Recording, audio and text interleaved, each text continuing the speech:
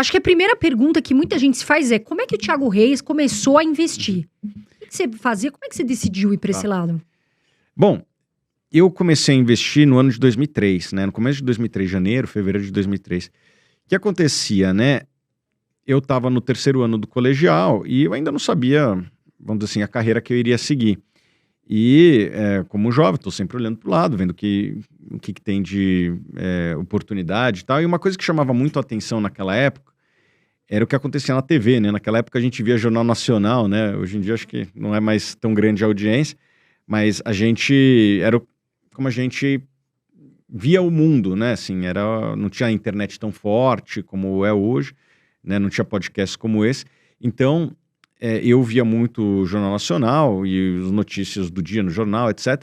E uma coisa que aparecia muito naquela época era o dólar subindo, a bolsa caindo, o risco país, porque a gente vinha da eleição de 2002, que foi a primeira eleição do Lula, que foi muito conturbada para os mercados, né? O dólar foi de, se não me engano, quase 2 para 4, o Ibovespa caiu bastante, esse negócio chamado risco país explodiu para cima, existia muita preocupação com a eleição dele naquele momento, e tudo aquilo lá chamava muito a atenção.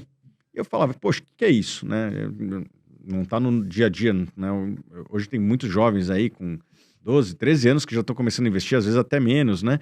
E naquela época não tinha tanta informação como tem hoje. Isso mexia com a minha curiosidade, né? Meu pai, ele era vamos dizer assim, um investidor de subsistência, o que era muito raro, né? Hoje ainda é raro, mas naquela época era mais raro ainda, né? Um investidor como vários outros que estão nos acompanhando aqui.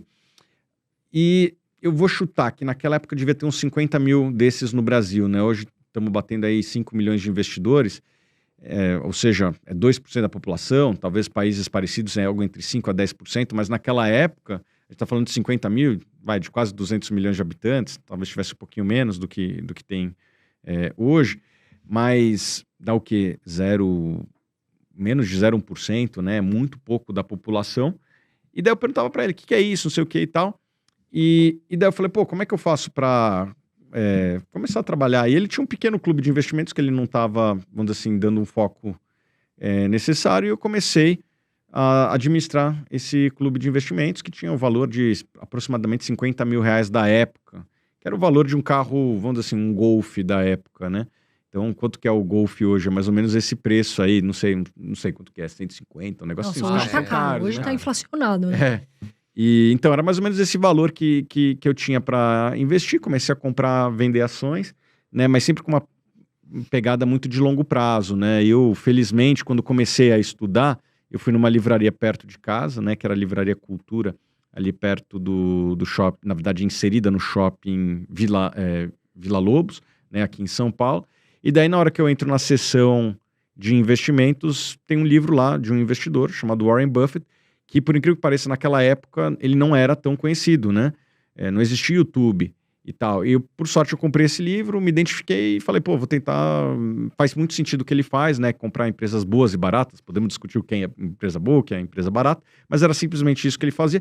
E aquela época para o Brasil era muito fértil e eu ainda acho que né?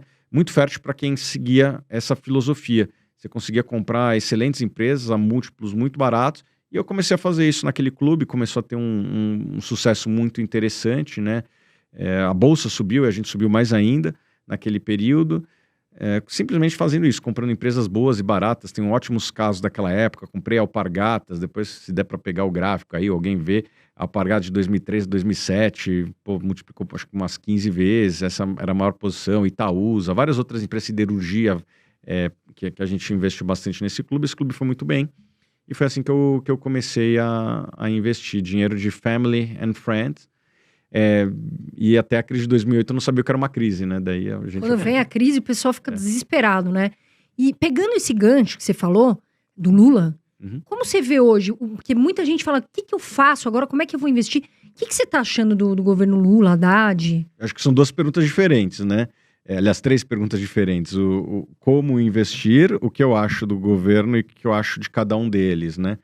Bom, eu acredito que a filosofia de investimento da pessoa, ela tem que ser independente de quem está governando o país.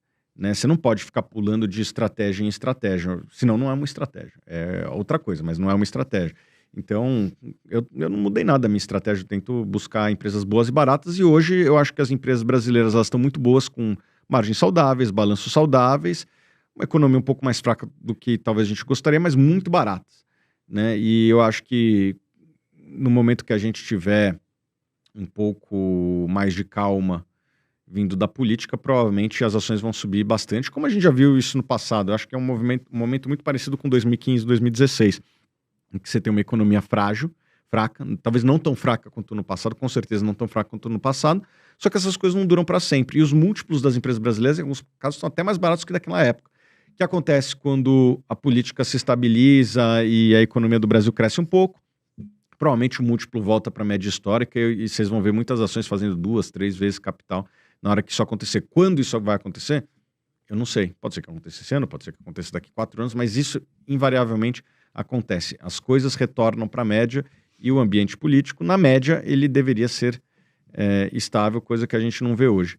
Respondendo a sua pergunta, o que eu acho do governo, né? Assim, acho que até tem que separar um pouco a figura do Haddad e do Lula aqui. Eu vejo o Haddad como uma pessoa de diálogo, uma pessoa que tenta fazer uma ponte entre uma ala um pouco mais radical da esquerda e valores que eu julgo importantes, como responsabilidade fiscal, controle de inflação, crescimento econômico, né, um desemprego embaixo, enfim, uma economia ativa, e muitas vezes essas duas turmas não se conversam e ele tenta chegar no meio do caminho, né? A gente estava até conversando antes, né? Assim, o governo ele está pagando uma conta hoje que é consequência daquela PEC, né? A chamada PEC da transição, que foi até um nome bonito para uma conta muito alta, de aproximadamente 150 bilhões com B de reais. Naquela época, eu até falei que eu acho um pouco salutar para o debate da sociedade você segregar benefício de custo. Por quê? Quem não quer benefício? Quem não quer, pô, investimento público e tal? Pô, dinheiro é difícil recusar. Só que tem uma conta. E naquele momento houve uma segregação. Vamos primeiro falar de benefício, né? E beleza, foi aprovado no Senado e depois na Câmara, né? Uma PEC que tem esse custo, e depois a gente vê como é que a gente paga. E qual que é o problema disso? Agora que eles estão indo atrás de quem vai pagar, tá muito mais difícil, porque você vira e fala, vou tributar a Shein, ou as empresas chinesas que Shopee, né? Que operam no Brasil. Bom, o consumidor faz um barulho muito grande e daí tem que voltar atrás. Vou tributar a gasolina, né? Daí o consumidor faz um barulho gigante, daí volta. Daí não, vai ser só em março. Depois eu vou começar a fazer metade aqui, metade depois. Só que nisso você já deixou de arrecadar durante um tempo.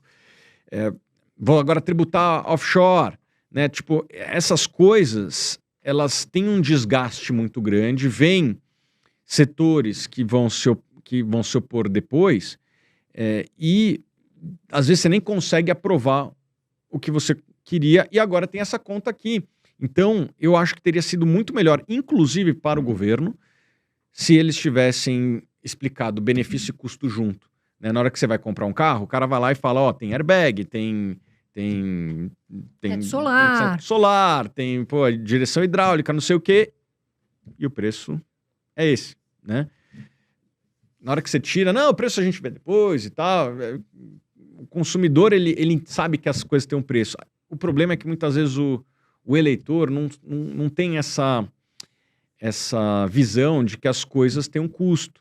E daí, na hora que você empurra para depois, fica difícil de você, inclusive, aprovar a conta, como está tendo dificuldades agora para se aprovar isso daqui. Então, é um governo que desde 1º de janeiro não tem muitas boas notícias para dar pro eleitor, porque a boa notícia, se é que existia, estava na PEC, que ele já era o governo anterior que foi aprovado. Então, tipo, é um governo que desde 1º de janeiro só se fala em aumento de impostos, né? E o que a gente tem visto é que não tem nenhum setor, seja consumidor, empresa, etc., que está aberto a querer pagar, não vou nem dizer sorrindo, mas de cara normal isso aqui. Está todo mundo querendo jogar para o próximo essa conta. Na minha opinião, o governo está pagando um preço com uma popularidade em queda, né? Saiu até uma pesquisa recente de popularidade que ele perdeu 4 a 5% de popularidade, e o principal driver disso foi a questão da tributação da Shein, lá, tentativa de tributação dessas marcas chinesas. Então, não está sendo bom nem para o governo essa separação de benefício e custo. E eu acho que eles vão continuar pagando um preço com popularidade, e isso gera um desgaste político, uma insatisfação da sociedade e também uma insegurança para quem quer investir no Brasil muito grande, porque você não sabe, vou investir, amanhã vai ter uma tributação, então fica todo mundo em compasso de espera. Eu converso com muitas lideranças de empresa quase todo dia, e vou te falar, talvez com a exceção do agro e uma outra empresa que já estava fazendo investimentos, empresas de infraestruturas, os investimentos no Brasil têm caído de maneira forte, muito por conta disso. A gente está pagando um preço, nós, como sociedade, estamos pagando um preço de ter essa segregação de benefício e custo. E eu acho que o governo vai continuar perdendo popularidade enquanto ele continuar segregando as coisas.